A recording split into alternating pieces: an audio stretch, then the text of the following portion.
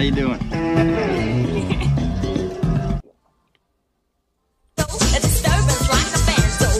Oh no. No.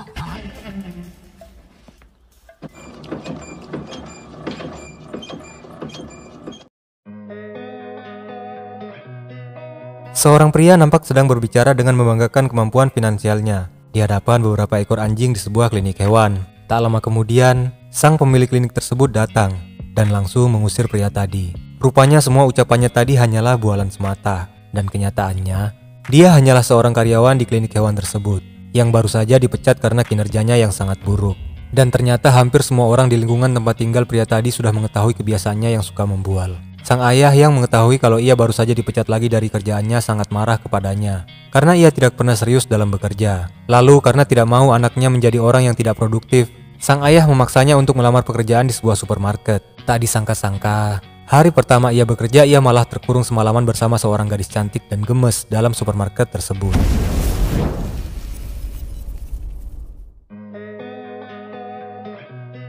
Oke, hai sobat rebahan.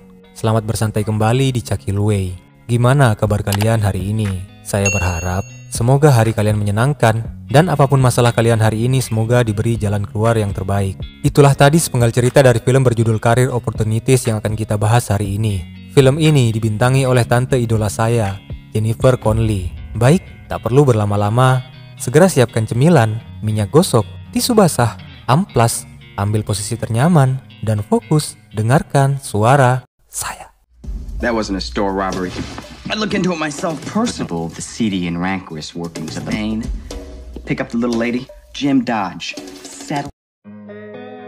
Film dimulai dengan memperlihatkan seorang pria bernama Jim yang sedang berbicara dengan membanggakan kemampuan finansialnya. Namun rupanya, semua itu hanyalah bualan semata karena rupanya ia sedang berbicara dengan beberapa ekor anjing yang hanya melongo melihatnya di sebuah klinik hewan. Lalu tiba-tiba, Spain. Pick up the little, settle down, relax. You're not gonna find someone who has the... ya, sang pemilik klinik mengusirnya dan membuang semua barang-barangnya, sekaligus memberitahu Jim kalau ia dipecat karena kinerjanya yang buruk. Namun Jim masih bisa santai dengan kembali membual tentang kekayaannya kepada beberapa bocil di lingkungan tempat tinggalnya. Karena selain bocil-bocil itu tak ada lagi yang percaya dengan omongan Jim di kota itu. Lalu scene berlanjut, di mana Jim yang sedang nongkrong di sebuah pom bensin tak sengaja bertemu dengan seorang gadis cantik bernama Josie yang akan mengisi bensin mobilnya. Beruntungnya gadis ini membalas senyuman Jim.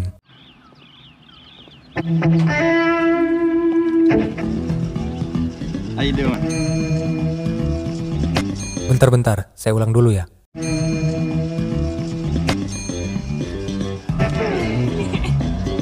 Astaga, manis banget bro. Oke, kita lanjut. Sayangnya, baru saja Jim mau sok keren di depan Josie, tiba-tiba ayahnya datang memarahinya karena ia dipecat lagi dari pekerjaannya. Keluarga Jim juga meremehkannya karena di usianya yang sudah beranjak dewasa, ia belum memiliki pekerjaan yang jelas. Karena ayahnya tak ingin Jim tumbuh menjadi orang yang tidak produktif, esok harinya sang ayah memaksanya melamar pekerjaan di sebuah supermarket. Saat sedang melakukan wawancara kerja, seorang petinggi di sana mengira kalau Jim melamar menjadi seorang manajer dan menawarkan gaji yang cukup tinggi untuknya. Namun sayangnya, saat mereka baru saja melakukan kesepakatan, petinggi itu mendapat telepon kalau orang yang akan melamar sebagai manajer telah ketinggalan pesawat saat akan ke sana. Dan orang yang sedang berbicara dengannya saat ini hanyalah orang yang melamar menjadi petugas kebersihan. Alhasil petinggi tersebut hanya bisa menawarkan gaji yang tidak seberapa kepada Jim. Yeah, Peg.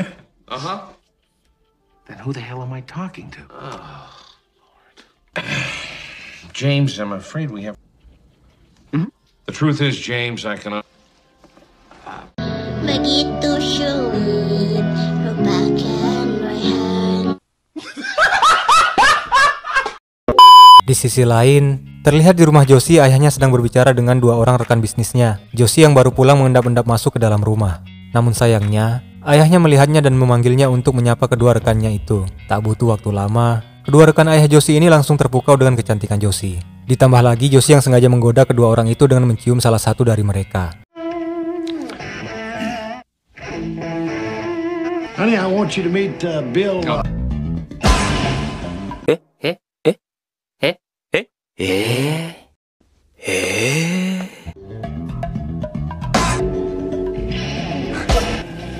My pleasure, Dave. Scene berpindah pada keesokan harinya, di mana lagi-lagi Jim membuat kedua orang tuanya bengong dan geleng-geleng kepala. Bagaimana tidak? Di hari pertama ia bekerja, ia sudah memesan sebuah mobil limosin untuk mengantarnya bekerja. Malam pun tiba. Terlihat seorang laki-laki berambut gondrong yang sedang memberi briefing singkat kepada Jim sebelum memulai pekerjaannya. Di sini Jim kaget, karena sebelumnya ia tidak pernah tahu kalau ia akan bekerja sendirian di sana. Ia mencoba protes ke laki-laki itu, namun laki-laki tersebut tidak mempedulikannya dan mengunci supermarket tersebut dari luar lalu pergi begitu saja. Tinggallah Jim seorang diri di sana, dan ia pun mulai membersihkan sampah-sampah yang berserakan di supermarket tersebut.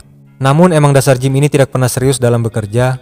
Baru saja sekitar 15 menit ia bekerja, ia sudah memutuskan untuk beristirahat. Karena merasa bosan, ia pun mulai bermain-main dengan barang-barang yang ada di sana. Berpidato dengan pengeras suara, bermain golf, nonton film, bermain sepeda, sampai cosplay dengan menggunakan beberapa pakaian yang dijual di sana. Ia juga sempat menelpon kedua orang tuanya untuk mencari teman ngobrol. Namun orang tuanya sudah akan tidur. Ia lalu melanjutkan kegiatannya dengan mengelilingi supermarket tersebut dengan sepatu roda. Namun ia kaget karena seorang gadis cantik tiba-tiba muncul. Sampai ia bengong dan menabrak etalase hingga terjatuh.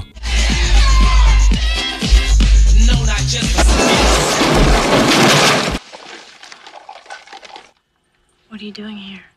Ternyata gadis itu adalah Josie yang lalu menghampiri Jim. Lalu scene berpindah, memperlihatkan ayah Josie yang ditemani seorang polisi yang sedang mencari keberadaan Josie.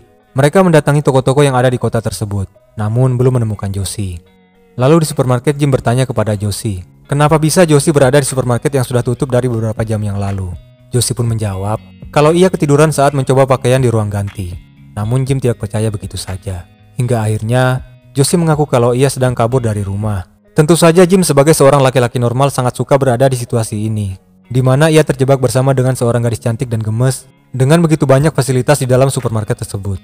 Jim lalu mengajak Josie makan malam dengan menggunakan alat makan dan bahan makanan yang ada di sana. Di sini Jim bertanya kenapa Josie kabur dari rumah, sementara Jim tahu kalau Josie berasal dari keluarga yang berkecukupan.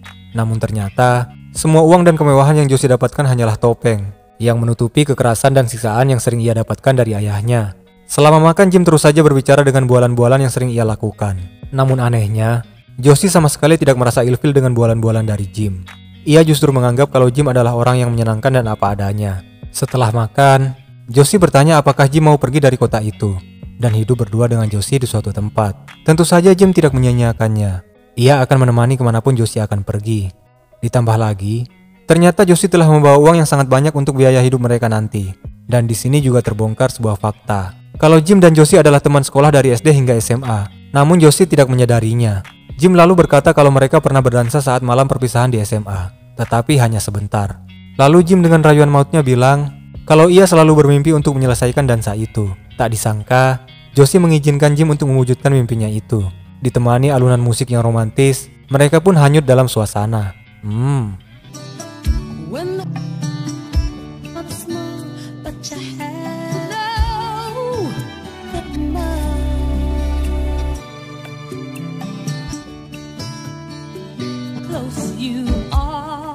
Tak lama kemudian terdengar suara ketukan pintu dari luar, yang ternyata dari polisi yang sedang mencari-cari Josie. Dengan tergesa-gesa Jim berlari menemuinya, dan saat polisi itu bertanya soal Josie, tentu saja Jim berbohong kalau ia tidak tahu soal Josie, dan ia juga tidak bisa membukakan pintu supermarket karena ia juga sedang terkunci di sana. Tanpa rasa curiga, akhirnya polisi tersebut pergi dari tempat itu.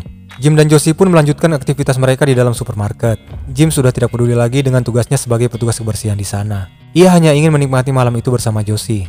Toh juga mereka akan pergi dari kota itu saat pagi tiba dan memulai hidup baru di suatu tempat. Dan saat mereka sedang asik bermain sepatu roda, tiba-tiba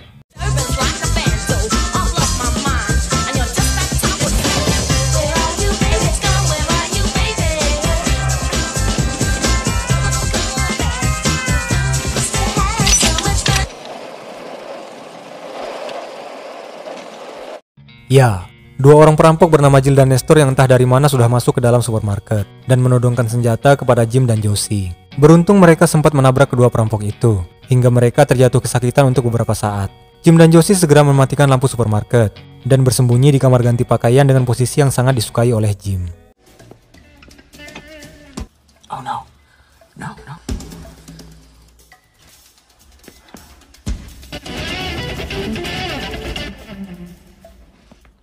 Namun sayangnya saat mereka keluar dari persembunyian, Ternyata seorang perampok bernama Nestor telah menemukan mereka dan mulai menginterogasi mereka. Di sini Jim sempat mengelabui kedua perampok itu dengan berpura-pura sedang menunggu suatu kelompok geng karena mereka akan melakukan transaksi narkoboy di tempat itu. Hingga kedua perampok itu panik dan Jim berhasil merebut pistol mereka. Namun Nestor kembali menipu Jim kalau sebenarnya pistol tersebut tidaklah berpeluru. Dengan polosnya, Jim mengembalikan pistol tersebut yang ternyata berpeluru. Hingga akhirnya Jim dan Josie kembali terdesak. Lalu scene berlanjut, di mana kedua perampok ini sedikit ingin bersantai sebentar dengan makan-makan sambil menyuruh Josie bermain kuda-kudaan sebagai hiburan. Namun tiba-tiba, kuda tersebut berhenti dan Josie bertanya apakah ada yang punya uang koin. Tidak ingin tontonan mereka berakhir, ketiga pria ini saling berlomba mencari uang koin di sakunya. Tetapi, ternyata Nestorlah yang maju lebih dulu. Dan ia sangat beruntung Josie mengajaknya untuk ikut naik ke atas kuda-kudaan tersebut bersamanya.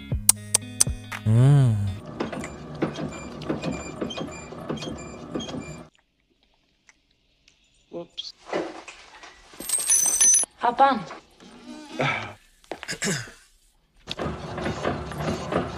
You are one good look. Melihat Nestor yang sudah mulai terpikat, Josie pun memanfaatkannya dengan berpura-pura ingin menjadi rekan mereka. Kedua perampok ini pun segera menjara supermarket tersebut. Dan dirasa sudah cukup, mereka pun segera memasukkan barang-barang yang telah mereka ambil ke dalam mobil dengan dibantu oleh Josie. Sementara Jim secara diam-diam mengambil sebuah shotgun yang tersembunyi di locker. Lalu saat kedua perampok itu lengah, Josie segera masuk ke dalam mobil dan langsung tancap gas dan kabur. Merasa kesal, kedua perampok ini pun kembali ke dalam supermarket untuk mencari Jim. Dan tak lama kemudian, terdengar suara Jim yang berbicara menggunakan pengeras suara. Jim sengaja melakukan itu untuk memancing mereka datang ke pusat suara itu. Dan benar saja, tak butuh waktu lama mereka berhasil terpancing. Dan tiba-tiba, How do I know?